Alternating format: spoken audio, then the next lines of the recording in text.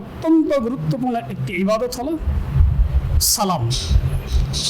আমরা অনেক সময় দেখা যায় আমরা যখন ঘরে যাই, ঘরে আমাদের বাচ্চারা, আমাদের সন্তান ছেলেমেয়েরা আমাদেরকে সালামের পরিবর্তে টাটা দেয়, সালাম দেয় না, টাটা দেয়। প্রশ্ন হলো, এই টাটা কোত্থেকে আসলো, কাদের পরিচয়? একজন মুসলমান হিসেবে এই টাটা কোনো মুমিনের পরিচয় হতে পারে না। যেহেতু ইসলাম আল-ইয়াওমা আকমালতু লাকুম দীনাকুম ওয়া আতমামতু আলাইকুম নি'মাতি ওয়া রাদিতু লাকুমুল ইসলাম দীনা। ইসলাম একমাত্র পূর্ণাঙ্গ দিন, জীবন ব্যবস্থা। এই জীবন ব্যবস্থায় মানুষের জন্ম থেকে মৃত্যু পর্যন্ত প্রতিটি বিষয়ের সমাধান রয়েছে।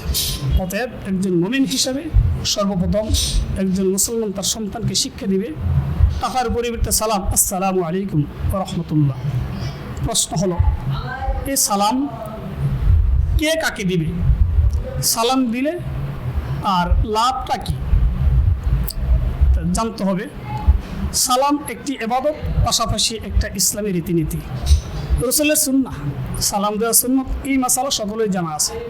অতএব আজকে থেকে আমরা সালাম সুন্নতের নিয়তে সালাম দেওয়া শুরু করব, এবং এই সালামটা যেন আমাদের সুন্নতের নিয়তে হয়ে থাকে, এবং এটা শুরু করব আমরা আমাদের পরিবারের পক্ষ থেকে।